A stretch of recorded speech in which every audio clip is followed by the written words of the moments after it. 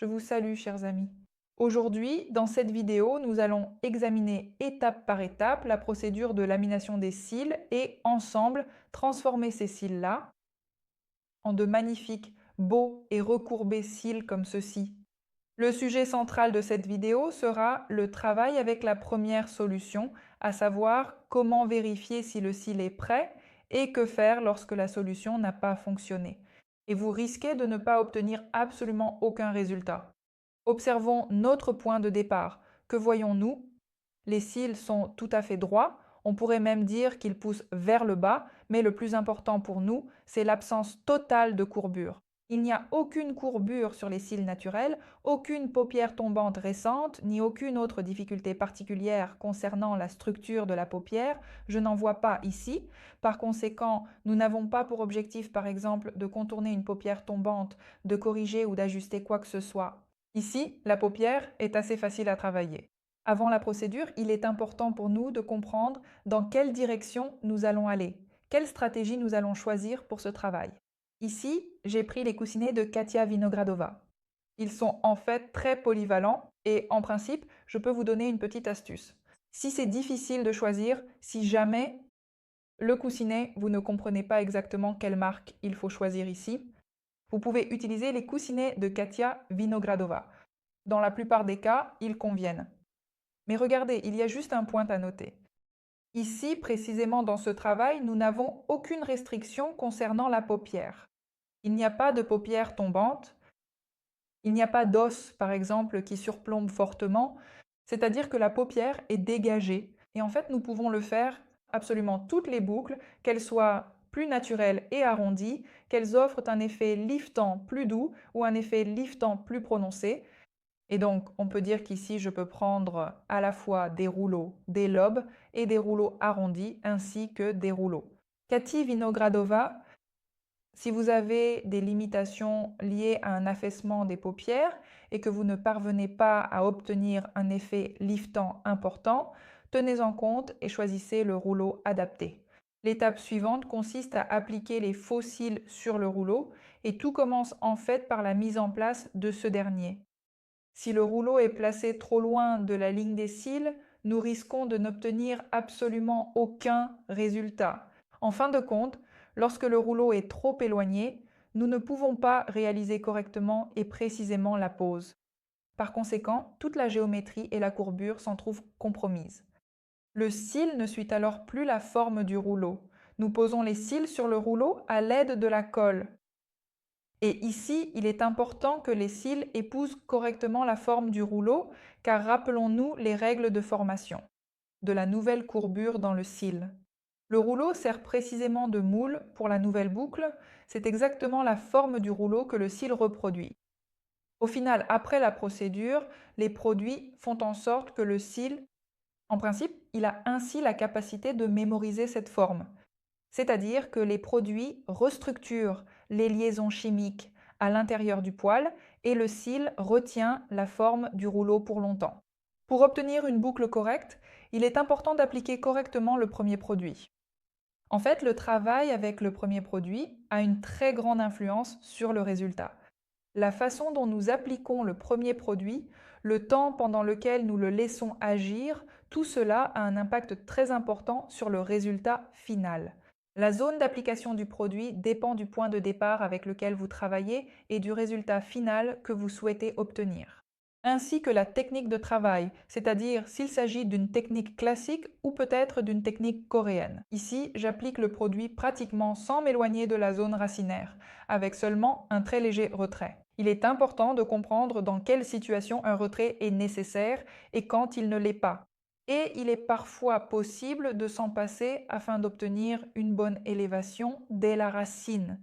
Parce que si, par exemple, vous faites un retrait au niveau des racines là où il ne devrait pas y en avoir, vous obtiendrez un affaissement. Ensuite, la limite supérieure de l'application du produit. Ici, j'applique le premier produit légèrement au-dessus du point de courbure, parce que mes cils n'ont pas de courbure naturelle et j'ai besoin de les relever davantage, donc je vais plus. Quand j'augmente la surface d'application du produit, je modifie une plus grande longueur de cils. C'est à l'endroit où nous appliquons le premier produit que la courbure des cils change.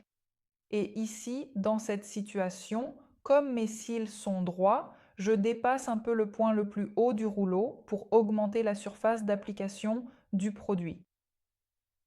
Et là, dans ce travail, il m'est arrivé une situation vraiment exceptionnelle. Petit contexte. Avant ce travail, je suis partie en voyage et j'avais plusieurs emballages de produits déjà ouverts. Je les ai simplement rangés dans un placard à l'abri de la lumière du soleil. Et quand je suis revenue de voyage, ce travail avec cette jeune femme a été mon premier travail. Tous mes produits étaient dans un emballage sous vide en tube. C'est l'un des meilleurs types d'emballage qui puisse exister. C'est-à-dire qu'un produit dans ce type d'emballage reste frais le plus longtemps possible, mais il existe également certaines exceptions. Je commence donc la procédure, je prends les produits que j'avais déjà ouverts et qui en fait étaient restés presque un mois. Bref, je sors alors tous les produits, je commence doucement à les appliquer, je vérifie très progressivement la préparation des cils et je me rends compte que ce n'est pas encore prêt. Quand j'en étais déjà arrivé à 17 minutes de temps de pause, j'ai finalement compris qu'il fallait absolument retirer les produits. En fait, 17 minutes de temps de pause, c'est déjà un temps vraiment très correct et même bien souvent beaucoup trop long. C'est-à-dire que si les produits avaient été efficaces, j'aurais même pu obtenir une surcourbure avec un temps de pause pareil. Donc en fait, c'est vraiment, pour la plupart des cils, c'est un temps beaucoup trop long. Mais comme je l'ai déjà dit, dans cette situation, je vérifiais si le cil était prêt et je ne voyais absolument aucun changement. Le cil était exactement le même qu'avant la procédure. Alors, j'ai donc pris la décision de retirer complètement le premier produit et d'appliquer à nouveau ce même premier produit, mais cette fois-ci en utilisant celui d'une marque totalement différente. Et en plus de cela, je n'ai pas pris un nouvel emballage. J'ai tout simplement décidé d'en prendre une toute autre marque différente, mais qui était également déjà ouverte et entamée chez moi. C'est-à-dire pas un emballage tout juste ouvert, mais un produit que j'avais déjà ouvert depuis longtemps et utilisé. Ensuite, j'ai refermé le tube et je l'ai laissé comme ça en partant en voyage. Donc en fait, que ce soit le premier produit qui n'a pas fonctionné ou le deuxième qui a fonctionné, ils étaient conservés exactement dans les mêmes conditions. Et donc le deuxième produit, d'ailleurs je peux le nommer, ce sont les produits Freyweaver. Ceux-là ont bien fonctionné pour moi. Vous pourrez ensuite voir le résultat. J'ai appliqué également le premier produit exactement selon le même schéma d'application et j'ai laissé poser encore 10 minutes. C'est-à-dire, imaginez, sur mes cils au final, le temps de pose du produit a été de 27 minutes. C'est un temps vraiment très long. Et je le répète, si le premier produit avait été efficace, j'aurais déjà complètement brûlé tous mes cils parce que 27 minutes, le temps de pause, quand c'est vraiment trop. Voyons maintenant pourquoi il peut arriver qu'un produit cesse de fonctionner. Bien sûr, la faute revient à l'air. Parce que nos produits chimiques, et surtout le premier, perdent leurs propriétés au contact de l'air. Il existe différents types d'emballage pour les produits qui préservent différemment leurs propriétés. Par exemple, il y a des produits en sachet. C'est en fait l'emballage le moins hermétique. Et les sachets sont en principe conçus, disons, pour une journée de travail seulement. On peut les utiliser pendant 1 ou 2 jours, puis il faut les jeter. Mais en réalité, le sachet n'est pas un si mauvais emballage. Au contraire, vous pouvez régulièrement ouvrir de nouveaux sachets, ce qui vous garantit d'avoir des produits toujours ultra frais. Autrement dit, si un sachet vous suffit pour 1, 2 ou 3 jours de travail, vous aurez alors toujours une formule très fraîche et très rapide à préparer. L'emballage suivant, ce sont les produits en tube. Ils sont plus économiques. Ces emballages sont plus avantageux à l'achat et en quelque sorte, on considère que ce type d'emballage conserve mieux la formule et préserve mieux ses propriétés. Mais voilà le problème, les produits Freyweaver, qui ont parfaitement survécu à mon voyage, à mon absence, Et les premiers produits qui n'ont pas fonctionné ont en fait exactement le même emballage, ce sont des produits en tube. Ici, bien sûr, il faut comprendre que malgré tout, il s'agit de l'emballage. Chaque marque peut avoir un emballage différent et peut-être que celui de la première marque n'était pas de très bonne qualité. Peut-être qu'à cause du fait que ces produits m'ont été apportés de loin, ils ont été endommagés d'une manière ou d'une autre. Par exemple, ils ont subi un choc thermique, ont été fortement congelés ou ont été laissés à la chaleur à un moment donné. En général, il s'est peut-être passé quelque chose avec eux et c'est pourquoi le résultat est comme ça. Ensuite, j'ai mené une expérience avec ces compositions, avec la première marque qui n'avait pas fonctionné. J'ai pris une mèche de mes cheveux, j'ai appliqué la première composition dessus et je l'ai laissée pendant plusieurs heures. Ensuite, j'ai vérifié l'état de mes cheveux et les liaisons disulfure dans mes cheveux étaient détruites. En conséquence, j'en conclus que ces compositions ne sont pas devenues inefficaces. Elles sont simplement devenues beaucoup plus lentes. Peut-être qu'il y a quand même eu un contact avec l'air, et c'est ce qui a provoqué cette situation. Bien sûr, ces compositions-là, je les ai déjà jetées, tout simplement parce que apparemment elles sont devenues très très lentes, malheureusement. L'expérience montre qu'il ne faut pas avoir peur d'appliquer une deuxième fois la première composition si jamais vous voyez que le produit n'a pas fonctionné, ou par exemple si vous avez retiré le rouleau. Et si vous voyez qu'aucune boucle n'est apparue, qu'il n'y a aucun résultat, vous pouvez tout de suite, sans laisser repartir la cliente chez elle, refaire la procédure une deuxième fois, prendre une composition d'une autre marque et obtenir enfin un bon résultat. Si vous voulez bien comprendre comment fonctionne la chimie lors de la procédure, comment vérifier si le cil est prêt, et comme toujours, être sûr d'obtenir un résultat de lamination superbe et élégant, je vous invite à suivre ma formation en ligne. Le métier de lamy maker convient aussi bien aux débutants, même à ceux qui partent de zéro, qu'aux techniciennes expérimentées. Là-bas, nous étudions la procédure de lamination depuis les bases, nous approfondissons complètement la chimie, les matériaux, la technique classique de la procédure, la technique coréenne, et il y a également un module bonus sur l'acquisition de clients. Les détails sont dans la description. L'étape suivante de la procédure est l'application du deuxième produit. Et ici, il est très important que le premier et le deuxième produit proviennent de la même marque. On me demande parfois comment appliquer le deuxième produit, parce que certains disent qu'il faut l'appliquer sur tous les cils, d'autres seulement sur la zone de travail où le premier produit a été appliqué. En fait, les deux options sont correctes. Et ce second produit complémentaire doit être appliqué exactement au même endroit précis où nous avons mis le premier produit. Mais, étant donné que ce deuxième produit est beaucoup plus doux pour la peau, plus sûr et totalement non agressif, on peut tout à fait l'appliquer sur tous les cils par précaution et il n'y aura rien de grave. Autrement dit, il est impossible d'en faire trop avec le deuxième produit, impossible de le laisser poser trop longtemps, tout simplement parce que la propriété chimique du deuxième produit est de créer de nouvelles liaisons disulfure. L'étape suivante de la procédure est la coloration. Ici, on peut utiliser différentes marques.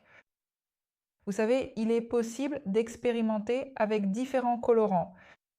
En fait, il y a un point à noter. Certains cols peuvent empêcher certains colorants de passer. Ou alors, il arrive que certains colorants colorent plus fortement les coussinets. C'est pourquoi on peut expérimenter et essayer différents produits. J'apprécie beaucoup les colorants de la marque Levisim, mais pour être tout à fait honnête avec vous, ils colorent assez fortement les coussinets, bien qu'ils teignent les cils de façon extrêmement rapide. J'ai essayé d'autres marques et j'ai pu me rendre compte que oui, les coussinets restent relativement propres et nets, il n'y a qu'une légère coloration, mais les cils se colorent de manière très insatisfaisante. Le processus de coloration prend alors beaucoup de temps, donc parfois il faut faire ce genre de choix. L'oxydant du colorant doit être soit à 3%, soit à 1,8%. En aucun cas, nous ne devons utiliser des oxydants à 6% et encore moins à 9%. En fait, lors du processus de lamination, nous ouvrons déjà les écailles du cheveu. Nous ouvrons aussi les liaisons à l'intérieur. Et une petite quantité d'oxyde suffit pour pénétrer le cheveu. Prochaine étape. Si vous le souhaitez, il s'agit d'un traitement Botox, après quoi nous nettoyons les cils, retirons le rouleau et appliquons la troisième composition. En général, la troisième composition peut être appliquée à différentes étapes. La première composition peut également être appliquée à l'aide d'un rouleau. J'aime l'appliquer à la toute fin, lorsque mes cils sont parfaitement propres. Voici le résultat que j'ai obtenu. Comme vous pouvez le constater, la lamination est très réussie, un résultat vraiment magnifique. La jeune fille était absolument ravie, et ce, malgré le fait que, dans le processus, ce cas de force majeure s'est produit. En résumé, la composition n'a pas fonctionné et le risque de ne pas obtenir de boucle était très élevé. Au final, tout s'est vraiment très bien passé. Regardez, parlons de l'application de la première composition. La deuxième fois? Ici, il y a un point très subtil, on peut laisser poser la première composition trop longtemps.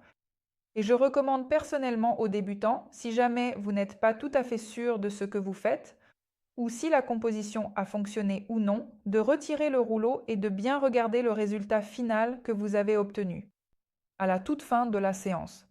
Vous pouvez expliquer honnêtement à votre client ou au modèle qu'il semble que la première composition n'ait pas fonctionné comme prévu. Et donc, vous pouvez aussi les prévenir à l'avance que nous allons ensemble regarder le résultat obtenu, puis je m'occuperai de corriger cela rapidement si besoin. C'est-à-dire qu'en regardant déjà le résultat après la première application de la première composition, vous allez vous baser là-dessus et comprendre combien de temps il faut laisser poser. La première composition, une deuxième fois, ou bien vous n'avez pas du tout réussi à faire le laminage, c'est-à-dire que le résultat est exactement le même avant et après. Ou alors, il y a quand même un petit peu de changement. Il y a une courbure et en fait, vous pouvez, par exemple, laisser la première composition encore 3 à 4 minutes et tout ira bien. Parce qu'au début, quand on est débutant, il est quand même difficile de voir ce moment où le cil est prêt, où il ne l'est pas, ou bien où il est prêt, mais pas complètement. En général, dans ma formation de la profession de l'ami maker, je travaille directement sur des modèles en 3 variantes, avec différentes compositions et différentes techniques. Je montre en macro comment vérifier l'état du cil, à quoi faire attention et comment se comporte exactement le cil. ET. Après cela, il vous faudra encore mettre tout cela en pratique afin de voir exactement comment mener un test de préparation. C'est pourquoi, comme je l'ai déjà dit, il vaut mieux être prudent pour ne pas laisser le produit agir trop longtemps. Vérifiez bien au préalable et assurez-vous de bien comprendre s'il est encore nécessaire de laisser poser la première composition ou non. Merci beaucoup d'avoir regardé, les amis, et à bientôt dans la prochaine vidéo.